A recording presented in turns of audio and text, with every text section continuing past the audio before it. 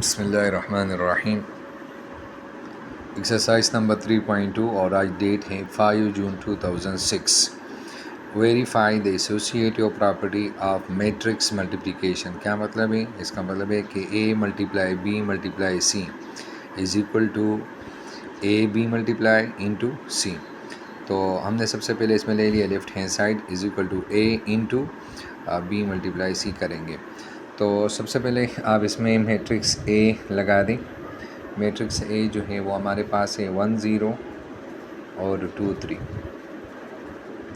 और उसके बाद ये जो ब्रैकेट निशान है ब्रैकेट निशान लगाएं, और बी जो है वो हमारे पास है 2 1 और 0 -3। सिमिलरली सी लगा दो। सी जो है वो है 3 0 और -2 और 1, और इसको क्लोज़ करें। तो ज़ाहिरी बात है कि मैथमेटिक्स में सबसे पहले जो काम होता है वो किसका होता है? ब्रैकेट का होता है। तो हम इन ब्रैकेट्स को मल्टीप्लाई करेंगे।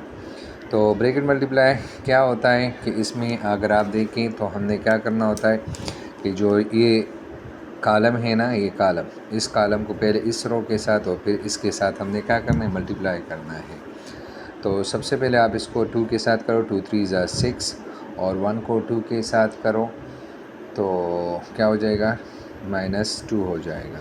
सिमिलरली 0 को 3 के साथ 0 आ जाएगा, और 3 को 2 के साथ करो तो क्या आ जाएगा बेटा? 6 आ जाएगा। तो उसके बाद जो है हम करेंगे ये हो गया। अब ये वाली कॉलम आप ले लें तो 2 0 ज़ार 0 हो जाएगा बेटा, और 1 1 ज़ार क्या हो जाएगा बेटा? 1 हो जाएगा।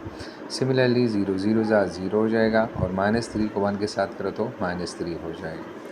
तो यहाँ अब आपके पास दो मैट्रिक्स हो गए। एक हो गया 1 2 0 3, और एक आपके पास यहाँ से आ गया। यहाँ से जो आपके पास आएगा बेटा वो 4 आएगा, और उसके साथ जो है 6 आएगा बेटा। यहाँ पर 1 आएगा बेटा, और साथ में क्या हो जाएगा? -3। तो जिस तरह हमने पहले इन दोनों मैट्रिक्स का मल्टीप्लाई किया था, हमारे पास ये मैट्रिक्स आ गया। अब इसी तरह से हमने इन दोनों मैट्रिक्स का क्या करना है? मल्टीप्लाई करना है। तो इसको कैसे मल्टीप्लाई करेंगे? तो इसको मल्टीप्लाई करने का तरीका ये कि सबसे पहले इसको मैं फिर दोबारा यहाँ लिख देता हूँ ताकि आपको आसानी से ये नज़र आए। 1 2 0 3, और हमारे पास जो अगला है वो है 4 6 और 1 -3। तो बेटा आपने सबसे पहले इस जो रो है ना, ये जो कॉलम है, सॉरी, इस कॉलम को पहले इस रो के साथ फिर इस रो के साथ मल्टीप्लाई करना है। तो आप मल्टीप्लाई करें तो ये देखो 4 1 ज़ार 4 हो जाएगा। 0 को 6 के साथ मल्टीप्लाई करो तो 0 आ जाएगा। फिर 2 4 ज़ार 8 आ जाएगा, और 3 6 ज़ार क्या हो जाएगा? 18 हो जाएगा। सिमिलरली अब आप इस कॉलम के साथ ये वाला जो कॉलम है इसको इसके साथ करो तो 1 1 ज़ार 1 आ जाएगा, और 0 को 3 के साथ करो तो 0 आ जाएगा। 2 1 ज़ार 2 हो जाएगा, और 3 3 ज़ार क्या हो जाएगा? 9 हो जाएगा। तो यहाँ आप देखें बेटा आपके पास आ गया 4 26 1 और -7। तो ये मेरा पार्ट 1 आ गया। किससे? ये आ गया जनाब आली हमारा a इंटू बी सी से, ये वैल्यू आ गई। अभी हम राइट हैंड साइड लेंगे। तो राइट हैंड साइड में हमारे पास है a b और इंटू क्या लगे? c है। तो सबसे पहले यहाँ ब्रैकेट में जो है ना, हमने a b को मल्टीप्लाई करना है। तो a की वैल्यूज़ है बेटा अगेन 1 0 और 2 3 लगा दें, और जो b है ना, b उसकी वैल्यू है 2 0 1 -3, और उसके बाद जो सबसे आखिर में जो c है वो लगाएं 3 0 और -2 और 1 लगा दें। तो अब आपने फिर से अगेन सबसे पहले आपने क्या करना है? ब्रैकेट वाला काम करना है। तो ब्रैकेट वाले काम में ये जो हमारे पास ये जो कॉलम है ना, ये कॉलम, तो इसको पहले इस रो के साथ फिर इस रो के साथ आपने मल्टीप्लाई करना है। तो सबसे पहले इस पहले रो के साथ इस कॉलम को मल्टीप्लाई करते हैं। 2 1 ज़ार 2, और 0 को 0 के साथ करो तो 0 आ जाएगा।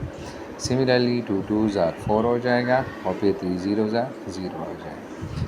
अब ये रो हो गया। अब इस ये जो कॉलम है, ये कॉलम तो हमने कर लिया। अब इस कॉलम को ले लो, तो इस कॉलम को इस रो के साथ इस रो के साथ मल्टीप्लाई करना है। तो सबसे पहले 1 1 ज़ार 1 हो जाएगा, और 0 के साथ 0 हो जाएगा। 2 1 ज़ार 2 हो जाएगा, और 3 के साथ क्या हो जाएगा? 3 3 ज़ार 9 हो जाएगा। तो ये हो जाएगा 3 -2 0 और 1।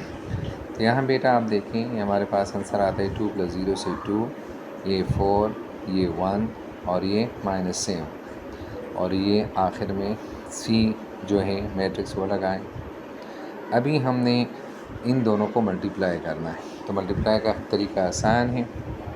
सबसे पहले इस रो को और इस रो को इस पूरे कॉलम के साथ मल्टीप्लाई करना है। तो 2 3 ज़ार क्या हो जाएगा 6 और 2 1 ज़ार क्या हो जाएगा 2, फिर 4 3 ज़ार 12 और फिर 4 7 2 ज़ार 14, फिर बेटा 2 0 ज़ार 0 और 1 1 ज़ार 1, फिर 4 0 ज़ार 0 और -7।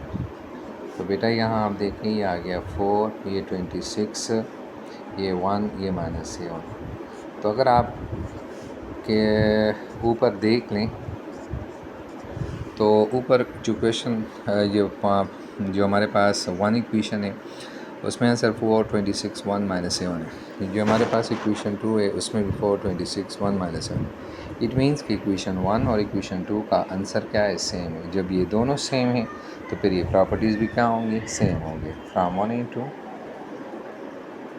हम कह सकते हैं कि A into BC is equal to AB into C। इसके साथ ही आपकी प्रॉपर्टी जो है वो क्या हो गई, वो प्रूफ हो गई। Thank you very much.